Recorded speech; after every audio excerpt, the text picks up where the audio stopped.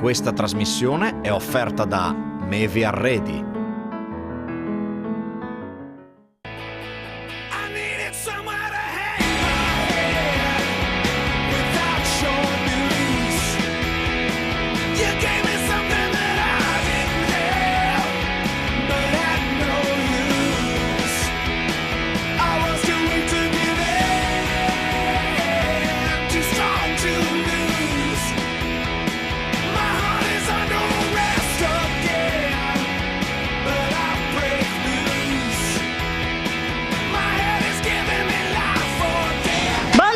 Buongiorno Sara. Buongiorno a te Alexis e buongiorno a tutti quanti. Oggi siamo a Cividale del Friuli e ritorniamo come di consueto per la Pasqua, perché qui si vive la tradizione del gioco del trucco. Tu hai studiato un po' le regole? Ma diciamo che le ho un po' studiate, immagino che appunto tutti quanti sapranno che cos'è, ma per chi non lo sapesse, il trucco è un tradizionale gioco pasquale che consiste nel lasciare andare delle uova su un rialzo di sabbia, ma lo vedremo fra pochissimo. Allora io Alexis ti lascio, vado intanto appunto a preparare le uova per poi giocare al trucco, ti lascio appunto alla tua intervista. Certo, perché tra poco. Sara, tu prepari le uova e poi vedremo nel dettaglio il gioco del trucco. Siamo in foro Giulio Cesare e mi raggiunge il sindaco di Cividale del Friuli Stefano Balloch.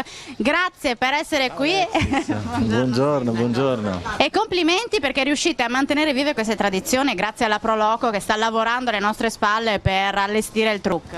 Sì, le tradizioni devono essere evidentemente mantenute, tramandate, e il gioco del trucco è diventato un appuntamento tradizionale, come ormai è diventata tradizione avervi qua in questa bella occasione. E ci fa piacere perché durante questa trasmissione noi facciamo vedere quelle che sono le peculiarità del territorio, ricordiamo quanto siano importanti valorizzare i gioielli della città ducale, e anche la nostra Paola Treppo ieri ha fatto un bel giretto e ci farà vedere diversi punti. Tra l'altro vedremo anche la chiesetta di Borgo Brossana, che è stato set di un film proprio pochi giorni fa, la scorsa settimana se non sbaglio. Sì, Cividale è diventata film location, ormai sono tante le pellicole che sono state girate a Cividale e prossimamente ancora ospiteremo delle troupe. Abbiamo evidentemente dei luoghi molto suggestivi che si prestano anche alla cinematografia. Del resto la nostra città, come ben sai, ha cercato di valorizzare i suoi monumenti ed aprire sempre di più luoghi che dopo i numerosi restauri che abbiamo fatto in questi anni sono ormai un elemento tradizionale per i visitatori che vengono appunto in città. Poi magari parleremo nel dettaglio di turismo con l'assessore Bernardi. Quali le aspettative del sindaco? Insomma, diciamo che il Mittelfest è un evento culturale per eccellenza, ma non solo, perché si può vivere a Cividale ogni giorno. Sì, Mittelfest è evidentemente un appuntamento internazionale che pone Cividale al centro di dibattiti estremamente interessanti. Quest'anno si parlerà di leadership in un momento in cui l'Europa evidentemente sta cambiando, ma ogni settimana c'è un'occasione buona per venirci a trovare, mercatini, concerti, mostre, la città è disseminata di iniziative, abbiamo tantissime associazioni che cercano ogni settimana, ogni weekend in particolare, di dare qualche spettacolo e dare l'occasione appunto di conoscere la nostra città sempre di più. Bene, la nostra Paola Treppo ieri è andata dentro alla sede municipale, proprio nel tuo ufficio e in quello del segretario, che è davvero splendido. Sì, abbiamo la fortuna di avere numerosi ambiti, come dicevo, che abbiamo cercato di mettere a disposizione dei cittadini. Anche la mia stanza è diventata, adesso dopo questo straordinario restauro, lo vedrete, si tratta di affreschi del Chiarottini, quindi verso la fine del 1700, sono tornati al loro splendore originale, e questa stanza adesso è a disposizione, così come il monastero di Santa Maria in Valle, anche per matrimoni e anche per iniziative che ovviamente vanno al di là delle attività di rappresentanza ed ufficio. Io ringrazio il sindaco Stefano Ballo, buona Pasqua, buona Pasquetta. Grazie anche a voi e a tutti i telespettatori di Telefriuli. Andiamo a scoprire dunque con Paola Treppo le stanze, gli affreschi quindi all'interno dell'ufficio del comune e poi ritorneremo in diretta qui da Foro Giulio Cesare. Siamo arrivati adesso nella stanza del primo cittadino di Cividale. Guardate che meraviglia, è una stanza completamente affrescata, non solo quella ma anche la stanza del segretario. Con noi c'è Ester per spiegarvi quali sono gli autori di questi dipinti e tra l'altro è stata anche lei una delle protagoniste del recupero di queste splendide pitture. Buongiorno Ester. Buongiorno, buongiorno. E intanto Chiarottini, il pittore che ha realizzato queste opere, chi era? Allora, Francesco Chiarottini fu un pittore settecentesco che nacque proprio a Cividale del Friuli. Studiò poi a Venezia all'Accademia delle Belle Arti, quindi si perfezionò a Venezia, dove conobbe anche il pittore Tiepolo, famosissimo appunto pittore veneto-veneziano del Settecento, di cui appunto assimilò alcune delle caratteristiche stilistiche, anche iconografiche, che qui poi bene rivedete anche nelle due sale. Per questo motivo le due sale sono quelle che vengono definite dei capricci settecenteschi, cioè qui indichiamo appunto una rappresentazione architettonica fantastica solitamente, con delle caratteristiche peculiari, quindi degli edifici, dei resti archeologici, potete vedere anche dei vasi, quindi vasi archeologici con dei bassorilievi, che era appunto un vezzo tipico del Settecento. E nella sala del segretario questo appunto continua, e c'è un continuum appunto temporale molto molto chiaro, e anche qui abbiamo queste vedute appunto con dei paesaggi inventati di finzione, e in particolare la sala del segretario forse è la più interessante dal punto di vista anche del restauro, proprio perché appunto questa fu quella più rimaneggiata a livello anche architettonico durante i secoli, e è stato anche forse più complicato il restauro perché c'erano degli strati appunto di tempera murale molto più consistenti che avevano alterato l'originale di Chiarottini. Sono stati poi durante appunto l'intervento di restauro rimossi con meticolosa cura appunto dalle restauratrici che se ne occupavano, e da me come tirocinante appunto, e hanno appunto portato alla luce i dipinti appunto di Chiarottini che oggi vediamo. Quindi pensate, due stanze che vengono normalmente utilizzate qui nel palazzo del municipio di Cividale del Friuli dal sindaco e dal segretario, ma che sono dei veri e propri musei.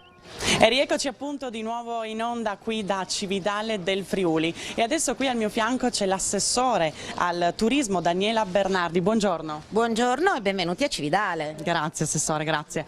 Oggi appunto, come abbiamo detto e ricordato prima, siamo qui per la giornata per questo gioco tradizionale della Pasqua chiamato il truc.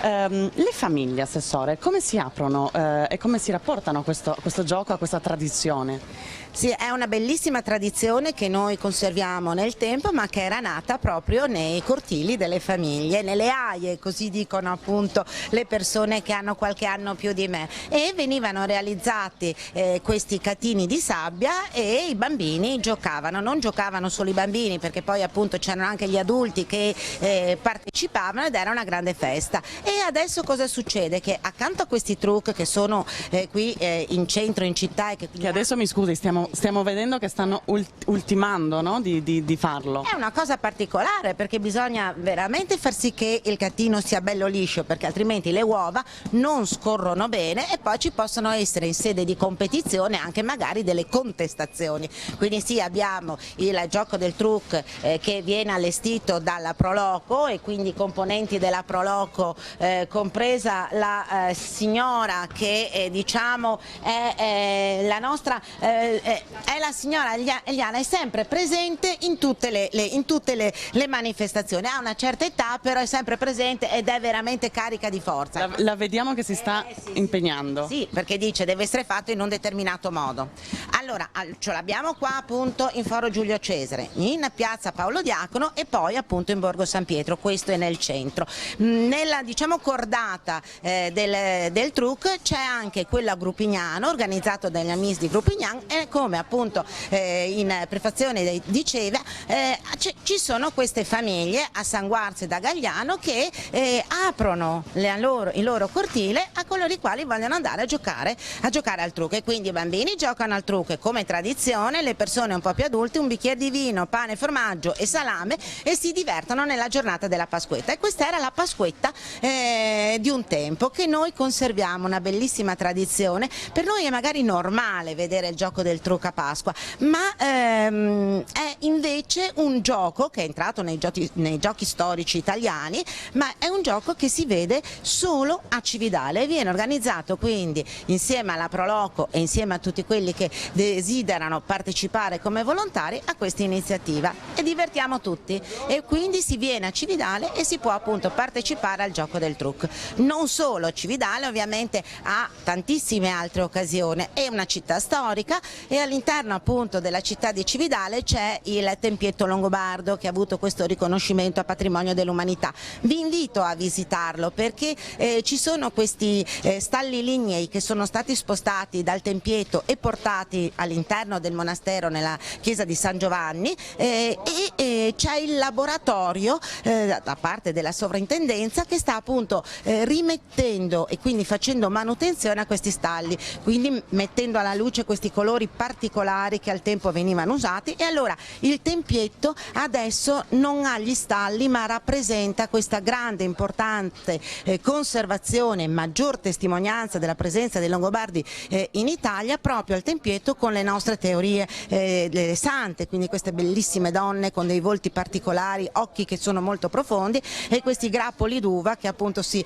collegano a quella che è la tradizione anche enologica del territorio di Cividale. Non sola, ma al Tempietto, al monastero, abbiamo anche la mostra delle trame longobarde. È una mostra di tessuti organizzata dall'Associazione Italia Langobardorum, che gira per tutti i siti longobardi del circuito appunto dell'Italia Langobardorum, e anche questa è interessante. Quindi andiamo al monastero, vediamo il Tempietto, vediamo gli stalli, vediamo questa mostra delle trame longobarde, e anche godiamo di questo bellissimo ed incantevole ambiente che ti dà serenità.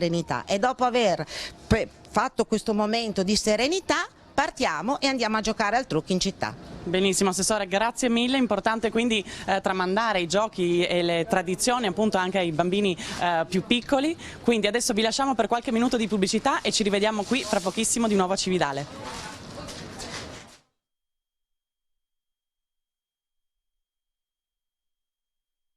Di nuovo insieme in diretta il campanile del sabato in occasione del trucco a Cividale del Friuli. Foro Giulio Cesare è quasi pronto il trucco, sì. Qui stanno lavorando, la Proloco sta lavorando da questa mattina, ed ora inizieremo a giocare con questi bimbi che saranno i primi a provare il trucco. Elisabetta Basso è la presidente della Proloco, Emilio Zanon, chiedo scusa, Emilio Zanon fa sempre parte della Proloco e lavora, il vicepresidente, e lavora tantissimo, perché l'ho visto io, sono testimonio il fatto che ha lavorato. Allora Elisabetta, diamo due regole principali per il gioco del trucco.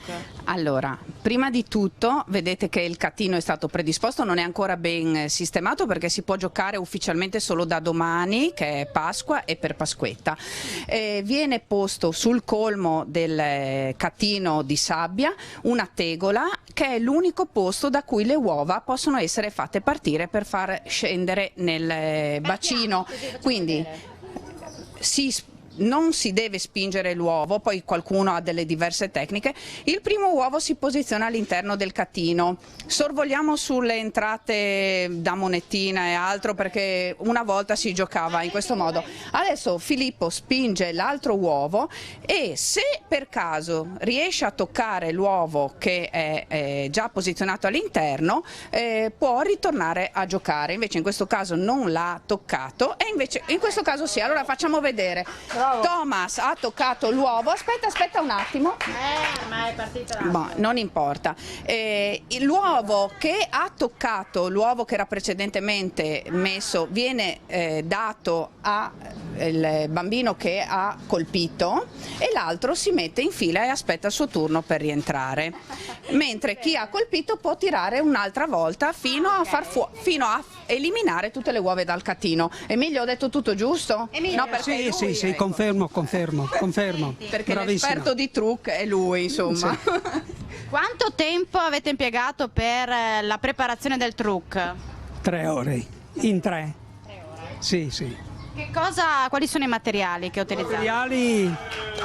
Materiali molto semplici, sabbia, poi noi lo facciamo tradizionale, nel senso che queste pietre che vedete che delimano il catino sono state prelevate molti anni fa dal greto del Natisone. Attualmente non si può più prelevare niente dal Natisone e noi le conserviamo da anni, le riusiamo, le riutilizziamo, e questo è proprio il trucco tradizionale. Al giorno d'oggi anche si fanno con i blocchi in cemento, però è un trucco, però questo è il trucco genuino, diciamo. Che veniva fatto. Complimenti alla Proloco di Cividale, brava Elisabetta e tutto il gruppo di lavoro, perché insomma...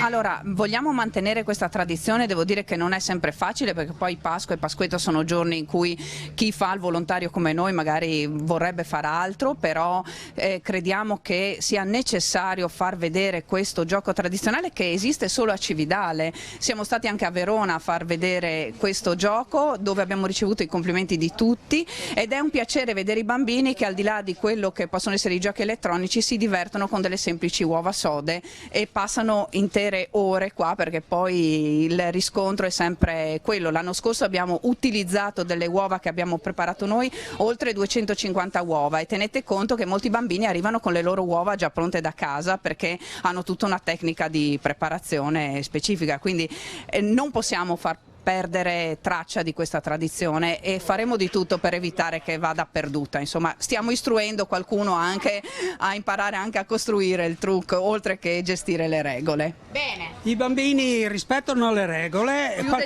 più degli adulti sanno fare la fila, il waiting list, per dire.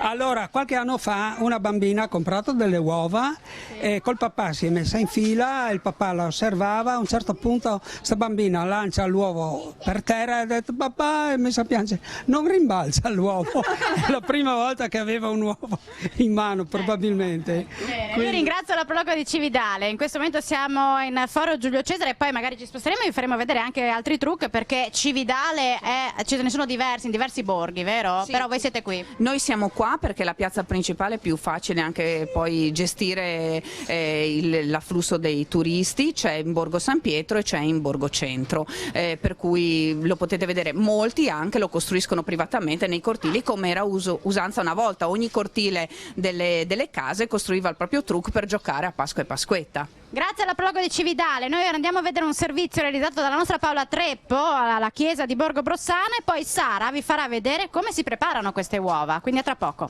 Elisa, buongiorno, grazie di essere con noi e di raccontarci oggi la storia di questo borgo. Intanto, da cosa deriva il nome Borgo Brossana? Buongiorno a tutti. Intanto il nome Borgo Brossana deriva da un antico scritto da Paolo Diacono, in cui racconta che nel 664 il duca longobardo Vettari è riuscito a impedire l'arrivo, la calata degli slavi da nord in una zona detta Broxas, ed è stata identificata come questa zona, per cui da quella volta, quindi dai tempi di Paolo Diacono, cioè dall'VIII secolo, questa zona è stata chiamata Broxas. In realtà alcuni studiosi hanno identificato Broxas non tanto questo borgo quanto un piccolo paesino delle valli che si chiama Briskis. Briskis fa parte di quello che era, diciamo così, il contado, tra virgolette, il retroterra di Cividale. Lo è anche oggi, in realtà, con i suoi piccoli paesi, con le sue tradizioni antichissime, con una parlata che non è quella friulana ma che deriva proprio dal dialetto slavo arcaico. Le immagini che sono riportate, che sono state dipinte nei secoli in questa chiesa, raffigurano un santo che è strettamente legato ai guadi e ai corsi d'acqua, Elisa. Sì, esatto, è San Cristoforo. San Cristoforo nelle leggende viene rappresentato come un antico centurione romano che era il custode del guado e aiutava le persone a passare da una parte all'altra del fiume. Questo perché? Perché bastavano anche 50 centimetri, potevi scivolare e perdere la borsa con i soldini piuttosto che il pane, e quindi era un passaggio pericoloso. E San Cristoforo quindi rappresenta colui che aiuta le persone a passare dall'altra parte. La rappresentazione di un San Cristoforo così grande, perché San Cristoforo è sempre rappresentato molto grande rispetto alle altre opere d'arte, e perché doveva essere in grado di trasportare un peso molto importante, che era la storia di un bambino che chiedeva di essere aiutato ad attraversare il ponte, e quel bambino si racconta sia stato proprio Gesù. Trucco, un gioco tradizionale pasquale. Abbiamo detto che la presidente appunto della Prodoco di Cividale del Friuli ha detto che alcuni bambini si portano le uova da casa, ma io sono qui con la signora Gabriella che adesso appunto mi racconterà come si colorano e come si arricchiscono queste uova per giocare. Buongiorno. Buongiorno, grazie a voi. Beh, diciamo che adesso in questo periodo ci sono molte tecniche, no, che vengono fatte, però la tradizione nostra, la cividalese, è proprio realizzare le uova sode per giocare con i fiori e con le erbe del prato, dei giardini. Queste ad esempio sono alcune uova fatte proprio con questi fiori.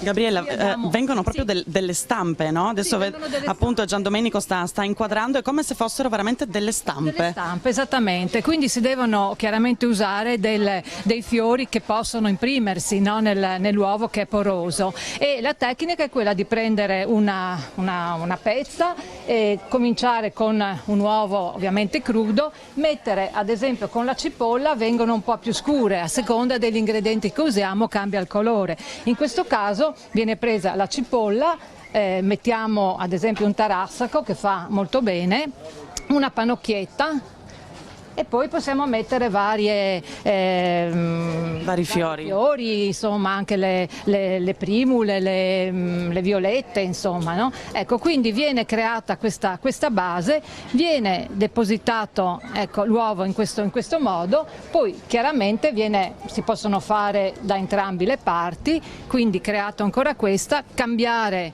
ad esempio, mettere anche la cipolla rossa, e tutto questo, ecco, poi anche altre coperto per bene. Coperto per bene, ovviamente poi bisogna fare in modo un po' anche più delicato.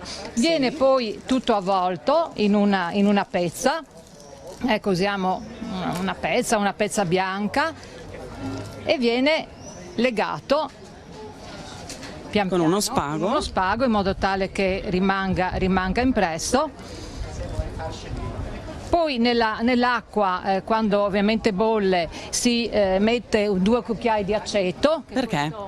Perché anche imprime un po' un colore ed evita che si rompano poi le uova. Ecco, queste qua vengono messe appunto nella pentola, vengono depositate, si porta a ebollizione e chiaramente si fanno cuocere i classici 15 minuti. Quando poi l'uovo è raffreddato, viene tolto tutto il materiale. 15 minuti abbiamo detto? Sì, 15 minuti come l'uovo sodo classico. Poi se si vuole dare un tocco un po' più lucido, con un po' di olio d'oliva si può anche così passare nell'uovo, quindi rimane una renderle un po' più splendenti. Se vuole lasciare opaco rimanga. Io ad esempio ho fatto con questo uovo, avevo messo prima dello scotch a forma di stellina, per cui volendo si possono al di là dei fiori anche creare delle cose un po' più originali, e quindi voi vedete, essendo l'uovo bianco, perché noi abbiamo usato delle uova bianche, rimangono proprio i colori molto impressi e anche più belli. Quindi insomma forme e colori per tutti i gusti. Poi, appunto, uno può chiaramente sbizzarrirsi e fare. Se invece vogliamo usare altre tecniche, ci sono dei prodotti in commercio come le pastigliette o dei prodotti e diventano come delle uova marmorizzate. Ecco. Chiaramente, come vi avevano detto prima, per giocare al truc l'uovo deve essere sodo, ovviamente, certo. E quindi se no si fa la frittata. Esattamente, perché poi vengono colpite. Quindi però diciamo, sì, noi ci teniamo a portare avanti la nostra tradizione dell'uovo dipinto con i fiori del giardino, no? un attimino più impegnativo, perché come avete visto bisogna essere, no? Farli con calma. Bambini ovviamente accompagnati. Bambini accompagnati, però credo sia anche una cosa molto interessante, perché vengono usati dei prodotti che abbiamo nei nostri giardini, nei nostri prati. Ecco. Benissimo, Gabriella, io la ringrazio. Grazie a voi. Quindi appunto venite a giocare al truc, perché saremo qui sia domani che dopodomani tutta la giornata, quindi invitiamo i bambini a provare questo gioco che veramente prende, no? Proprio quando i bambini iniziano a giocare e poi non smettono. Quindi il truc sia per piccoli ma anche per grandi? Per grandi, perché anche i grandi si divertono, no? Quindi per le famiglie, ecco, diciamo, è un gioco proprio che veniva fatto per le famiglie anche un tempo, e noi come Proloco cerchiamo di continuare la tradizione nelle piazze. Benissimo, Gabriella, grazie tante. Grazie. Noi andiamo qualche minuto in pubblicità e ci rivediamo qui fra pochissimo.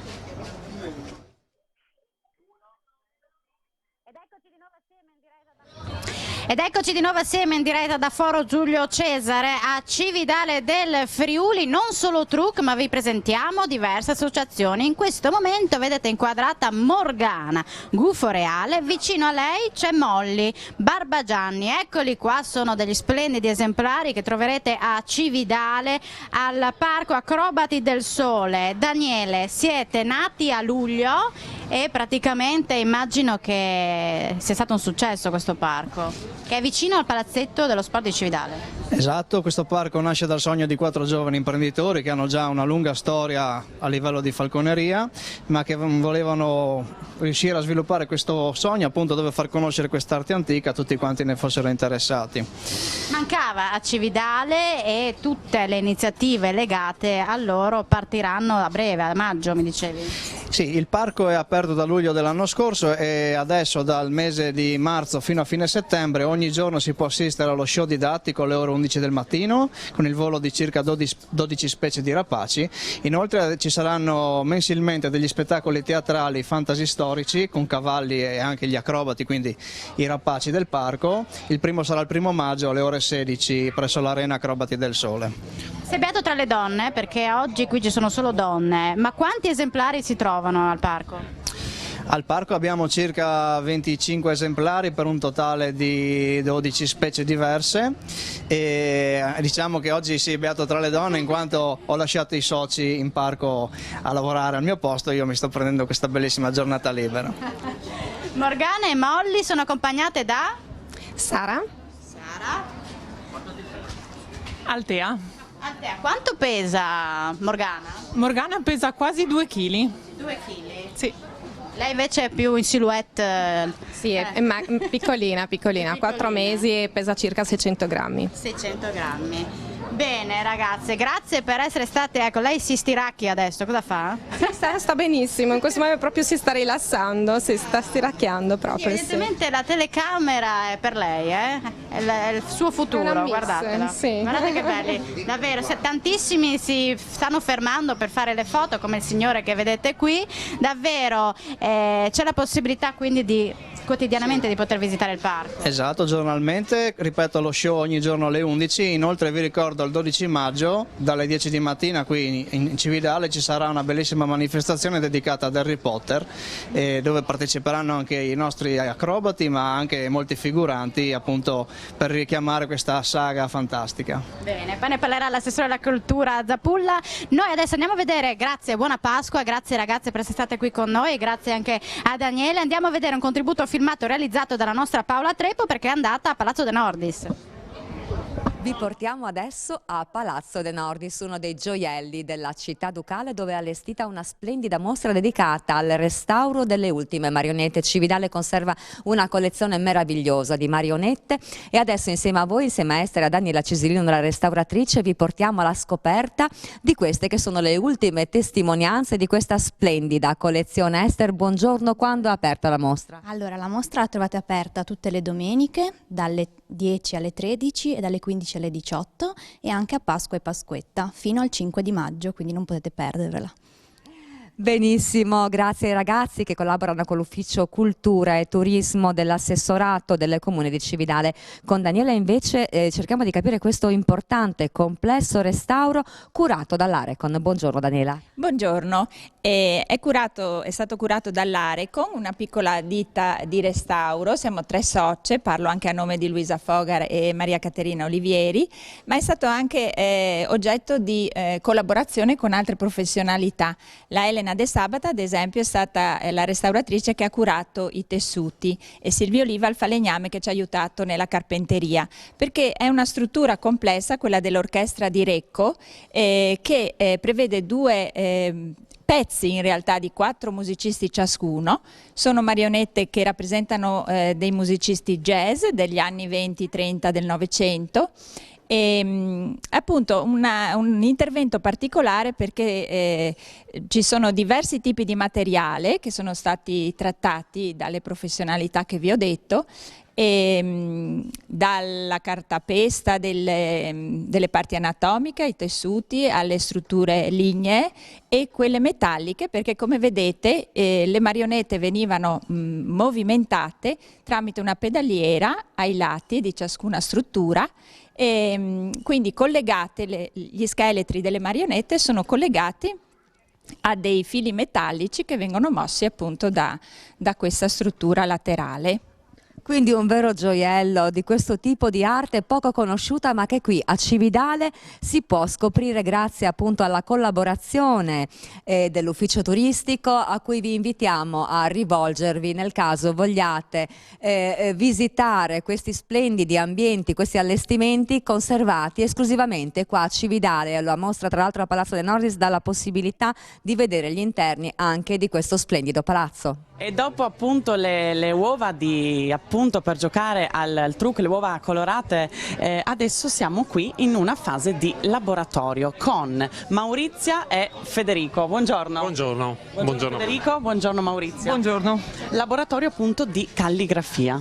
Raccontiamo appunto, questa cosa nasce a novembre. Nasce a novembre e siamo riusciti a contattare una persona che è esperta in calligrafia, le piace, che aveva organizzato molti altri corsi, e siamo riusciti a portarla qui a Cividale per cercare di appunto far conoscere un po' questa bella cosa, che è una terapia la si può chiamare, proprio perché effettivamente aiuta moltissimo a rilassarsi, e scrivendo non si pensa, ci si concentra proprio ci si rilassa. Ci si rilassa, sì, cercando un'armonia di quello che si scrive, insomma, e ci si diverte in compagnia comunque, perché è sempre una bella cosa. Ci si ritrova il mercoledì dopo una giornata di lavoro e si ride, si scherza, si fa scarabocchi, perché poi alla fine vengono fuori ogni tanto delle cose veramente terribili, però insomma diciamo che poi compensa tutto qua l'insieme, riusciamo a... Si fa gruppo, si sta insieme, si fa una cosa appunto come dicevamo che rilassa. Federico, lei diceva anche che rilassa il movimento, in che senso? In che senso? Che scrivere ci stavo pensando, è come come pattinare sul ghiaccio, perché per noi il ghiaccio è questo e i pattini sono i pennini, che sono i pennini che usavano i nostri nonni per scrivere a scuola con la penna e calamaio, e quindi ci sono le curve, dipende poi dai vari caratteri, affascina poi, perché si parte dal tratto sottile, si ingrossa in base alla pressione, è tutta una tecnica e anche passione ci vuole, e poi sperimentare, perché il nostro è un laboratorio dove noi sperimentiamo dagli inchiostri ai materiali su cui scrivere, a cosa scrivere, come scrivere, perché adesso qui stiamo usando un semplice inchiostro nero, però ci sono colorati, si vedono alcuni esempi, c'è di tutto.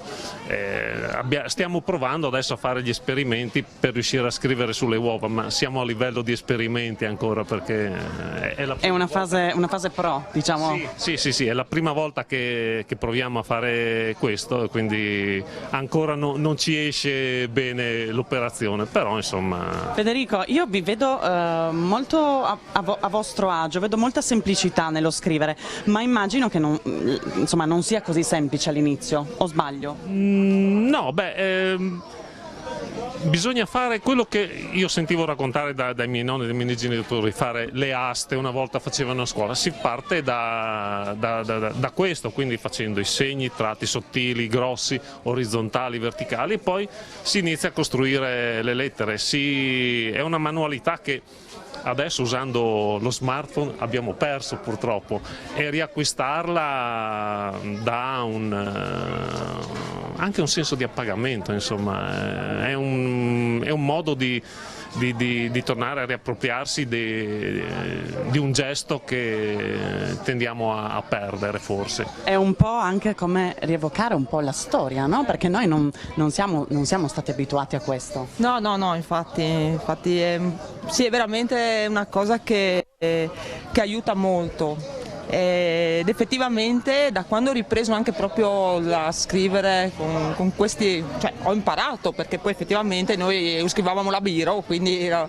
ho effettivamente ripreso a scrivere, quindi quando io devo scrivere un qualche cosa, cioè in ufficio scrivo l'agenda, utilizzo l'agenda, e dove mi ritrovo spesso adesso a scrivere delle parole proprio con questo tipo di cosa, che invece effettivamente una volta era scrivere a mano, perché io mi ricordo mia mamma scrive, ha un modo di scrivere che proprio è uguale a questo, cioè scrive lentamente, proprio bella calligrafia. Una volta c'era la bella calligrafia, cosa che adesso invece vedo i ragazzini, ma anche della nostra età, che comunque non scrivono malissimo, oppure utilizzano appunto computer o robe. Per la fretta ci sono modi insomma più semplici anche per scrivere, più immediati. Ecco. Sì, però è tutta un'altra cosa scrivere a mano, effettivamente ti dà più soddisfazioni. Io sto scrivendo a mano tantissimo, cioè sto facendo un calendario di aforismi scritto completamente a mano, per dire, quindi 365-360 giorni scritti a mano,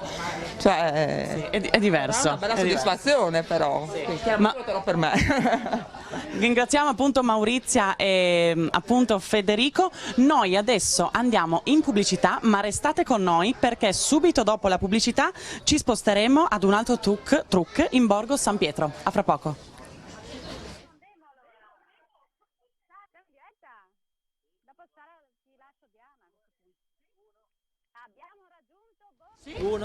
Abbiamo raggiunto Borgo San Pietro a piedi, con i tacchi, assieme all'assessore alla cultura Angela Zapulla, perché tra poco presenteremo anche quest'altro trucco, ma sono davvero tanti gli eventi culturali legati alla città ducale, davvero tanti, e c'è tantissimo lavoro dell'assessore. Buongiorno assessore. Tanto lavoro, ma una passione, quindi grande piacere. La Pasqua è il momento in cui si risveglia la primavera, e anche l'assessorato alla cultura, quindi oltre al trucco e ai trucchi, perché sono 4, abbiamo pensato veramente una carrellata di eventi culturali in tutte le nostre chiese più importanti. Partiamo da Palazzo De Nordis con la mostra Tesori ritrovati, e qui ci tuffiamo nel mondo delle marionette.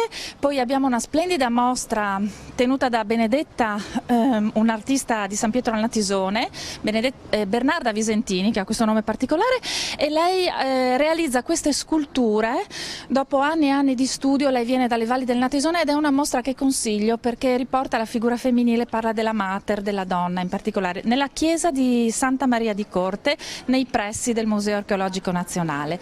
Nella chiesa di Santa Maria dei Battuti, quella che invece è la sede delle nostre mostre come assessorato alla cultura, abbiamo in questo momento una mostra che si chiama Primordi, realizzata da Aita, padre e figlio, Bruno e Alessandra, che espongono delle sculture molto molto particolari, veramente da visitare. E poi ancora che cosa abbiamo? Trame longobarde. Andiamo al monastero di Santa Maria in Valle, nel nuovo centro visite, una mostra che nasce a Spoleto in Umbria e ripercorre appunto le trame longobarde ricostituisce i vestiti dei Longobardi, ma la cosa particolare di questa mostra è che è stata realizzata dagli ospiti del carcere circondariale di Spoleto e sta girando tutte le 7 città che fanno parte appunto del sito I luoghi del potere, tra cui anche Cividale del Friuli. Quindi è una mostra che esiste dal 2013 ed è arrivata a Cividale e potrete visitarla fino alla fine di ottobre. Mentre raggiungevamo Borgo San Pietro, voi avete visto un servizio, un contributo filmato realizzato dalla nostra Paola Treppo ieri assieme a Paolo Bassi all'interno della casa medievale, che è davvero un luogo suggestivo, un luogo che io nemmeno conoscevo e che merita di essere visitato, ma non solo, perché la chiesa di Borgo Brossana, che abbiamo prima parlato con il sindaco Ballock, che è stato set di un film, quindi diverse location e splendide qui a Cividale. Beh, in particolare hai citato quella che è la parte storica della città di Cividale. Il suo nome è Gastaldaga ed era il luogo dove appunto viveva all'epoca il re longobardo. La casetta medievale risale circa all'anno 1000 ed è un posto delizioso e che noi utilizziamo per diverse esposizioni nei momenti clou dell'anno, quindi durante il Palio di San Donato, durante Mittelfest. A breve vorremmo realizzare proprio durante il Mittelfest un'esposizione di marionette, ma ci sono 1000 occasioni per visitare questa casa che è preziosa e molto piccola e riporta quello che era l'arredo longobardo all'epoca, quindi c'è la camera, la cucina, è molto molto bella. E oltre a questo la passeggiata continua in Borgo Brossana, dove c'è quella che è la chiesetta più antica di Cividale del Friuli, che oltre a questa bella chiesa di San Pietro, la chiesa di San Valentino, ogni borgo ha la sua chiesa, e all'interno della Gastaldaga abbiamo appunto la chiesetta dedicata a San Biagio. È una chiesa stupenda con degli affreschi preziosissimi che in questo periodo è aperta, e adiacente alla chiesetta c'è il primo parco urbano del centro storico cividalese che ospiterà, e poi sveleremo insomma la giornata dedicata a Harry Potter, un torneo addirittura di Quidditch, quindi insomma non ci facciamo mancare niente anche nella parte storica della nostra città. Ma tu sei originaria di Borgo San Pietro? Sì, Borgo San Pietro, e sono felice oggi di essere qui, è il mio borgo di appartenenza. Io abitavo, diciamo, prima di sposarmi e trasferirmi in Borgo Centro con la mia famiglia in questo borgo. Questa è la chiesetta di Borgo San Pietro e quest'anno la bella novità è che abbiamo trasferito uno dei trucchi cittadini proprio in questa zona davanti alla chiesa. Allora adesso noi andiamo a vedere un altro filmato, perché Sara Ramani si sta preparando con un altro ospite per presentare il trucco di Borgo San Pietro, e poi ritorneremo da te per parlare anche dei diversi eventi, quello di Harry Potter in particolare. Quindi andiamo a vedere il servizio relativo al Museo Cristiano. Siamo arrivati adesso in una delle case più antiche del Medioevo di Cividale del Friuli, la casa medievale. Adesso entriamo con voi attraverso questa piccola porta e scopriamo che cosa c'è all'interno.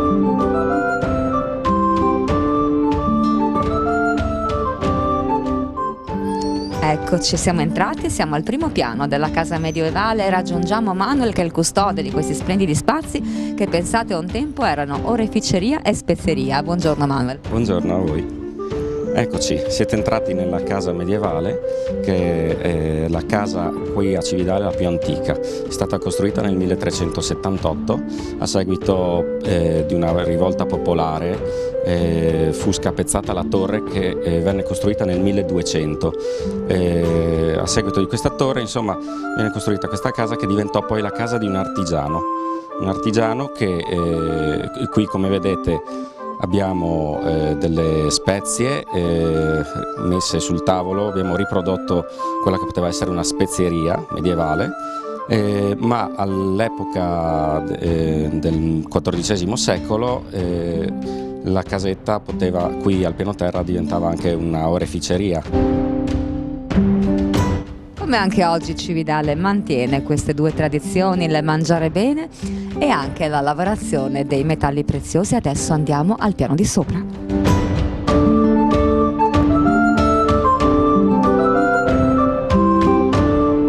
Abbiamo raggiunto il terzo piano della casa medievale, un ambiente produttivo, l'ultimo di questa struttura molto vecchia. Manuel, che cosa si faceva qui dentro? Questo era il reparto della cucina.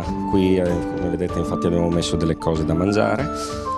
Qui c'è il focolare che si trovava in questo piano per evitare i problemi degli incendi, cioè per limitare la lunghezza della canna fumaria, perché fosse stata al piano di sotto avrebbe poi preso, in caso di incendio, avrebbe preso fuoco completamente tutta la casa, invece così riuscivano a domare le fiamme molto più facilmente. Per il problema negli inverni del riscaldamento, perché la cucina al piano terra avrebbe poi scaldato, per quel problema lì potevano tenere del bestiame durante l'inverno nella bottega al piano terra. Infatti l'ingresso piccolo al piano terra è per il negozio.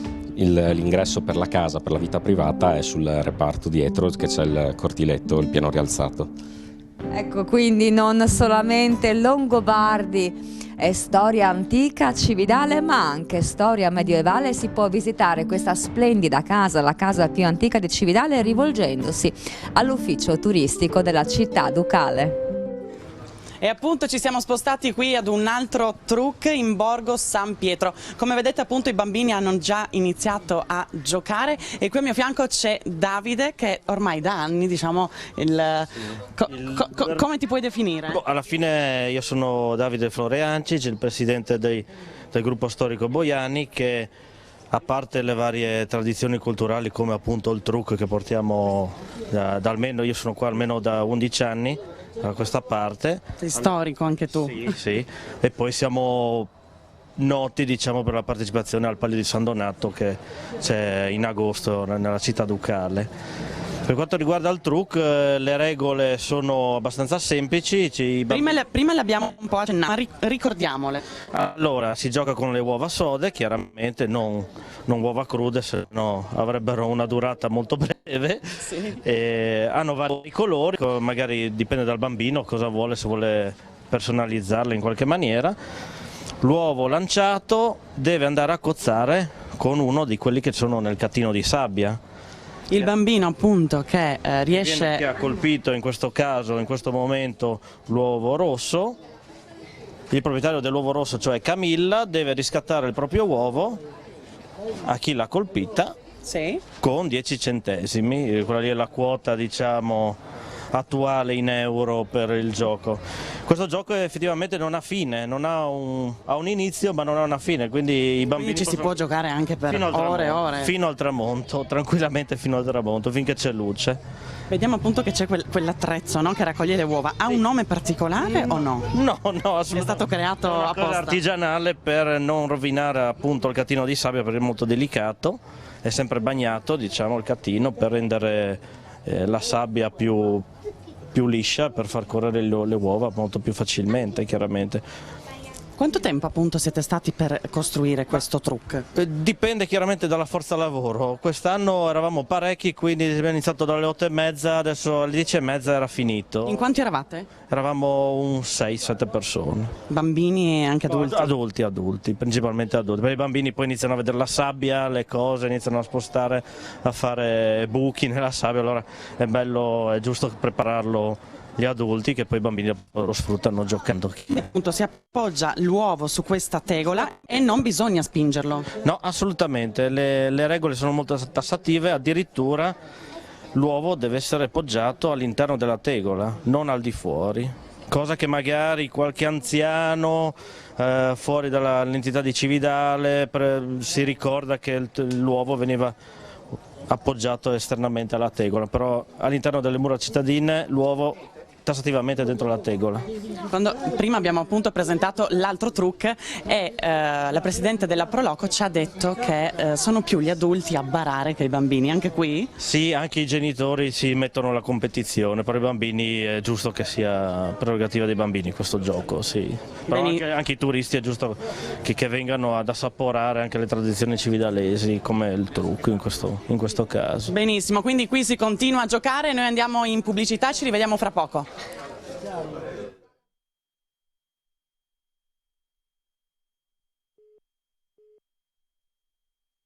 Ritorniamo in diretta da Cividale del Friuli, Borgo San Pietro, con la signora Diana che ci preparerà qualche uova per il trucco di Borgo San Pietro. Tanto buongiorno signora. Buongiorno Alexis, buongiorno a lei. Qualche fiore, anche vedo sì, c'è un po' di tutto, ci racconti. Allora, ecco, per spiegarvi come faccio io le uova, perché poi ogni mamma, ogni nonna ha i suoi segreti, io i miei li divulgherò in diretta con tanto di papera, scusate.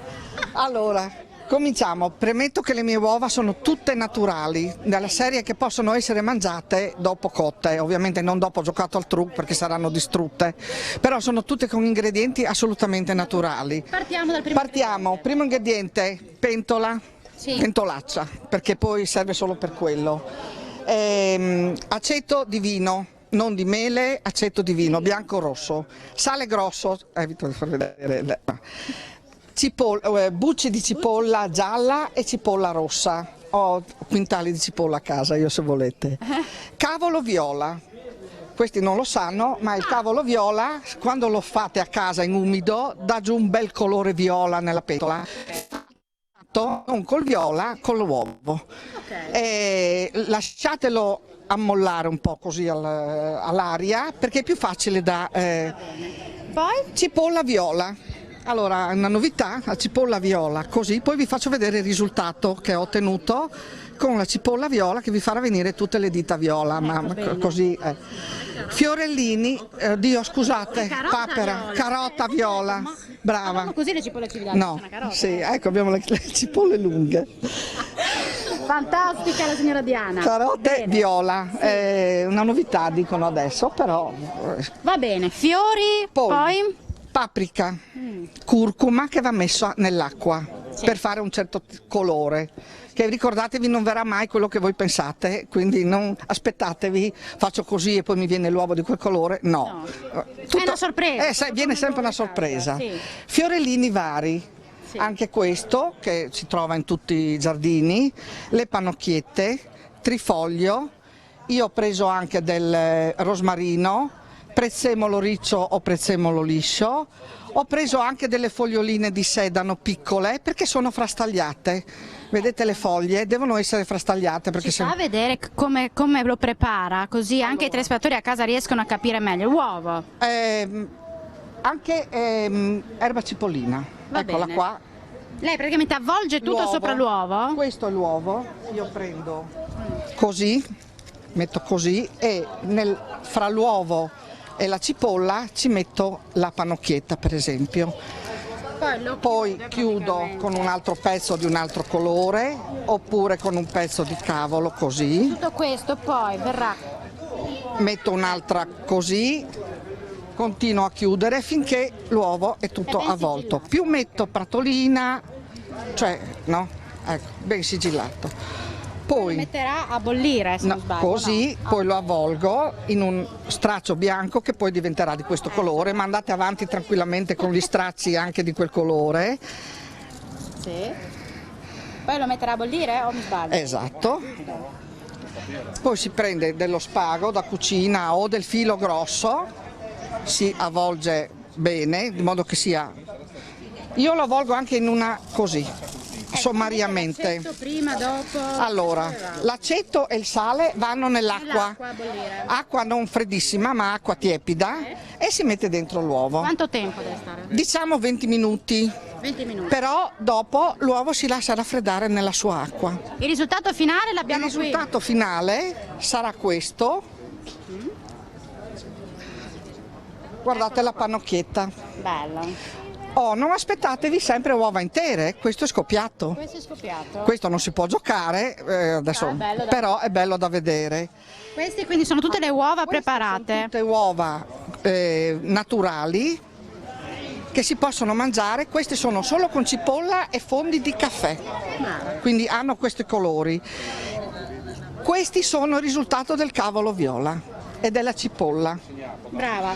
Diana è stata bravissima perché i tempi televisivi ci costringono. Guarda che bello questo. Ecco, questo qui, se guardate questo è un uovo di oca non per giocare al trucco, questo è solo per esposizione o per mangiare dopo. Questo segno è La carota Carota, viola. non la cipolla. Eccola qua, la carota viola. Diana, grazie, è stata bravissima, complimenti, buona Pasqua e buona Pasquetta. Grazie, Noi buona ora Pasqua a voi, andiamo a vedere un grazie. servizio, perché prima abbiamo visto la casa medievale, ora vediamo il Museo Cristiano e poi Sara ci racconterà altre iniziative con l'assessore Zapulla. E per parlare di Pasqua, di arte, di città UNESCO, di cose meravigliose, di tesori della nostra terra, non potevamo non venire al Museo Cristiano e del Tesoro del Duomo. Con Elisa Morandini vi facciamo vedere una pala splendida di un artista friulano molto importante. Esatto, l'artista friulano si chiama Antonio De Sacchis ed era soprannominato il Pordenone, la sua città d'origine. E questa probabilmente è la sua ultima opera che ha realizzato poco prima di morire, in circostanze anche oscure, a Ferrara. Come potete vedere, quest'opera è un'opera particolare perché rappresenta un percorso, l'ultimo percorso di vita di Gesù. Al centro della scena vedete che c'è una frasca che indica il percorso di lettura. Troviamo le 3 croci, cioè il momento della crocifissione, poi un piccolo punto luce dove ci sono 2 angeli che illuminano la caverna dove è stato deposto il corpo del Cristo, per continuare il percorso visivo, sempre in tema circolare, verso l'urna alla base della Maddalena, con la Maddalena che si sta inginocchiando. Questo è come se fosse uno screenshot. Cioè, in questo momento la Maddalena, che era andata per ungere il corpo di Cristo, va nella caverna e lo trova vuoto e chiede in giro dove avessero portato il Cristo. A chi lo chiede? A quello che lei pensava fosse un contadino, e il simbolo della zappa rappresentato vicino ai piedi del Cristo lo dimostra. Ma quando questo, in realtà non era il contadino, ma era Cristo risorto, le parla e lei riconosce la sua voce. Questa scena rappresenta il momento in cui lei lo riconosce, si sta inchinando, cadendo ai suoi piedi, e lui le dice: non mi toccare, ancora non sono salito in cielo. Ed è una pala particolarissima proprio perché rappresenta una emozione visiva fortissima, perché è come se fosse un turbine di emozioni che si concludono con il dito di Cristo che indica naturalmente in cielo. A fianco al Cristo, molto grande, c'è il committente dell'opera, perché la maggior parte delle pale venivano pagate da qualcuno. In questo caso si chiama Andrea Damiani, che si è fatto rappresentare anche un po' troppo grande. Ed è un'opera unica in assoluto. Con questa pala splendida, insieme ad altri tesori che raccontano la storia del Friuli, della religiosità, delle sue comunità, sono conservati al Museo Cristiano del Tesoro del Duomo, che custodisce tra l'altro anche delle meravigliose testimonianze dell'arte longobarda che hanno fatto della città patrimonio dell'umanità UNESCO. Pasqua è alle porte, noi siamo sempre qui in Borgo San Pietro e vediamo come appunto abbiamo davanti delle uova di Pasqua. Come mai, Assessore? Perché i nostri volontari del borgo hanno voluto regalare a tutti i bambini lunedì di Pasquetta una splendida lotteria, quindi alle ore 17 i bambini verranno qui, avranno un bigliettino e poi ci sarà l'estrazione e a seconda dei vincitori verranno regalate le uova. Voglio ricordare che il giorno di Pasquetta il Museo Archeologico Nazionale avrà l'ingresso gratuito e oltre a questo potete visitare tutti i nostri siti, ma prima di concludere desidero di cuore ringraziare tutte le persone che voi vedete qui, perché sono loro la nostra forza, sono loro che si impegnano per far sì che il trucco esista. Ricordiamo che abbiamo un altro trucco anche a Gruppignano e anche quello è molto bello, e dopo di questo vorrei parlare di un evento particolare che si terrà a Cividale il 12 maggio. Entriamo quindi nella magia. Entriamo nella magia, perché Cividale non è solo storia, arte e cultura, ma è anche qualcosa che ha un fascino particolare per le famiglie, e così abbiamo voluto creare un evento che quest'anno è al 2° anno, ha avuto un successo grandissimo l'anno scorso, quindi il 12 maggio domenica alle ore 10 del mattino tutti a Cividale del Friuli, vestiti se avete piacere da maghi, maghetti e stregoni, perché la città, il centro storico si trasformerà in una piccola Hogwarts. Ci saranno tornei, divertimenti, trucca bimbi, scuola di magia, ma in particolare ci sono 3 momenti che non dobbiamo dimenticare. Avremo la mattina un torneo di Quidditch nel parco urbano, dicevo prima, accanto alla chiesetta di Borgo Brossana, la chiesetta di San Biagio. Quidditch, mi scusi, a terra, non volando ovviamente, come c'è nel film di Harry Potter. È magia, per cui non svegliamo. Comunque tutti a cavallo della scopa in questo torneo di Quidditch alle 17. Il Teatro Adelaide Ristori ospiterà uno spettacolo creato ad hoc per la giornata, in cui avremo la partecipazione delle scuole di danza Dancantea e Arte Inventando, anche qui coordinato dagli Expecto Patronum, che sono poi il gruppo dei cosplay che organizzano la giornata. Ma il gran finale sarà in Piazza Duomo alle 19:30. Cosa succederà? Finale musicale. Il gruppo I 5 uomini sulla cassa da morto, e qui preparate tutti quanti le scarpe da danza, per il ballo del ceppo che concluderà la giornata in tema di magia. Grazie a tutti, grazie a Telefriuli, voglio augurare buona Pasqua a tutti i telespettatori e a voi in particolare che ci date la possibilità di promuovere la nostra amata città. Grazie a voi Assessore, quindi grazie a tutti quanti, ringraziamo appunto il nostro Tiziano Campigotto, il nostro Gian Domenico Ricci, Alexis Sabot, grazie. Sara Ramani, il mitico Valdi che è qui con noi, buona Pasqua a tutti e buona Pasquetta! Buona Pasqua a tutti!